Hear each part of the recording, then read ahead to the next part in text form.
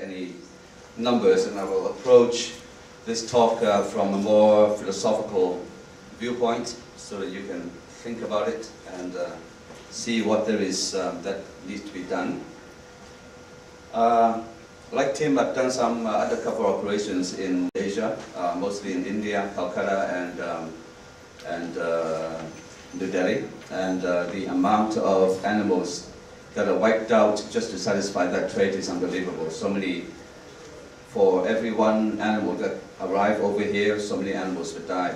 And putting it into a global perspective, it is enormous. The global wildlife trade, I can't remember if Tim has mentioned it, global wildlife trade is comparable to the global drug trade, and in fact very tightly linked to the global drug trade, and also the global arms trade is about the same kind of volume. And how the global wildlife trade and drug trade are linked together is that, for example, when you smuggle drugs from one country to another, they very often use animals as carriers. They hide the drugs in boxes full of snakes, for example, so that the customs officials would just take a look at the snakes and just close the lid and let it through. Sometimes they would smuggle the drugs inside of a snake. They would put cocaine, for example, into condoms and shove it up the rear end of a snake until the snake is full, and then they would sew up the innards of the snake and fly it over. And the snake is very often not inspected, and quite often they die. So, you know, it is an incredible scene. And it is also very dangerous for the investigators. When I was in Calcutta, I did an undercover operation for 2 weeks to go into some enclaves to find tiger bones and tiger skins and so on. And I found some tiger skins that are so fresh with red ants crawling on them. And also the chartreuse is impacting heavily on the endangered antelope in Tibet. And my success, well, I was lucky that I was pulled out from the enclave into a tiger reserve to directly work with the villages around the tiger reserve, because of my successor, who was a Japanese guy. I mean, I was posing as a Chinese buyer for these products, and my successor was a Japanese guy, and he was killed within 3 days of the operation. So it is not a picnic. And if this kind of drug trade doesn't exist, then then this Japanese guy doesn't have to go in there and doesn't have to get killed. We're just trying to solve the problem. So that's the world wildlife trade in a global basis. Very briefly, non-native species.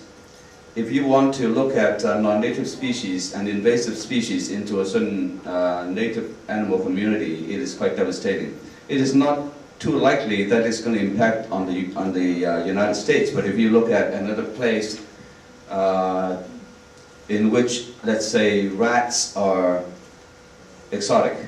I mean, rats obviously are not exotic in North America, but rats are exotic in some tropical islands, for example, and sometimes through ships coming into port, the rats escape onto the island and wreak havoc on the native fauna. And then the people try to control the rat population by importing mongoose into the community, and the mongoose wipe out the rats, and then they become ravenous and begin to attack the birds. So it is best to leave the species where they live and protect the habitat.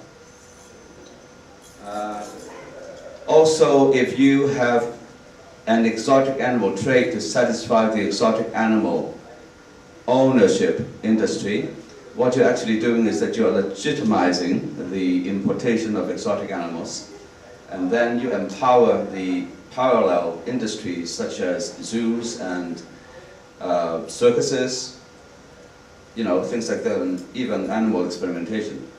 If exotic animals are not allowed to be imported into the US, there would be no chimpanzees for experimentation. So everything is linked.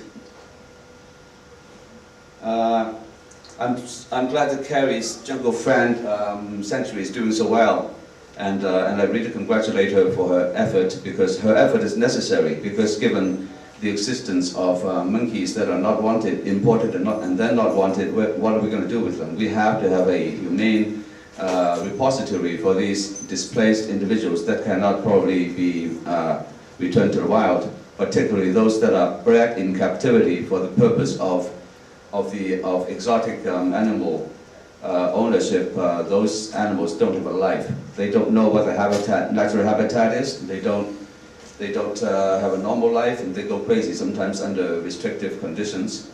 And tigers, for example, if you import tigers, or if you have tigers as bred in captivity as a pet, or in zoos, these tigers are of no value whatsoever as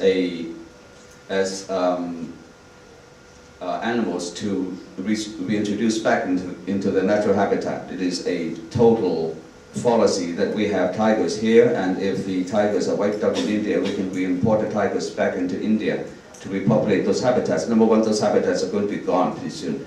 Number two, even if those habitats are still there, you cannot reintroduce captive bred tigers back there because they lack the skills to survive. They don't know how to be parents, they don't know how to hunt, and they don't know how to deal with other tigers. So experiments have been conducted to introduce tigers back into the natural habitat, and they all perished. So, and also genetically, if you are trying to preserve a species from extinction, you need, if it's Bengal tigers, you need Bengal tiger genes. If it's Siberian tigers, you need Siberian tiger genes.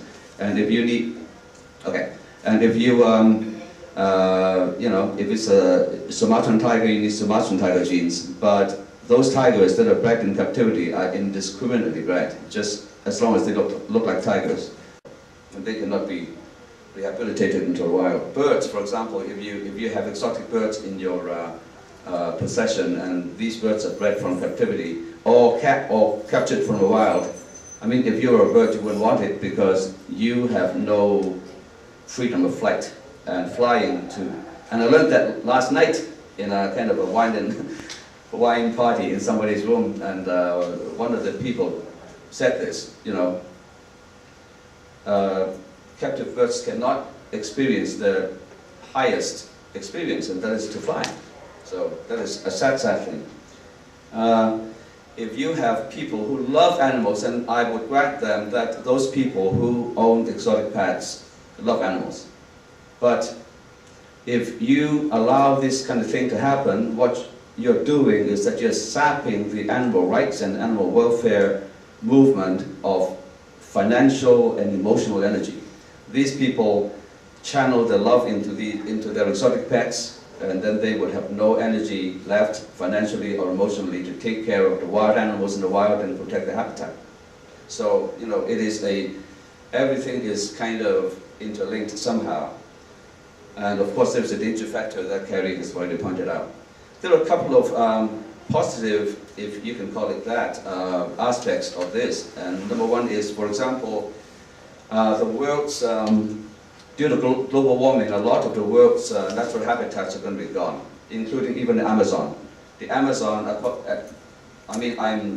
I've studied global warming for about 2 years now, and the Amazon is destined within as little as 1 century to become a savanna and eventually become a desert. And the Amazon contains 1/3 of the world's species, which is, if the world's total number of species is 20 million, the Amazon contains 7 million species. And we are, due to global warming, driving 7 billion species to extinction from the Amazon alone. And the Amazon contains a lot of native species that have some exotic animals, members in here. So if I really stretch the truth, I would say that there might be a benefit that if the Amazon is completely wiped out, then maybe these few specimens here may be the last bastion of preservation of the species, and we have a sacred duty to preserve them. We have no right to drive any species to extinction, even mosquitoes. And breeding facilities, I would grant that breeding facilities of already endangered species is justified to preserve the genetic integrity. And it is the lesser of many evils, I guess. And last thing is, that's about it. Last ditch is what these animals could be good for. But otherwise, other than that, I've given you all sorts of reasons to oppose it. And I hope that you think about this and generate some action to correct the situation. Thank you very much.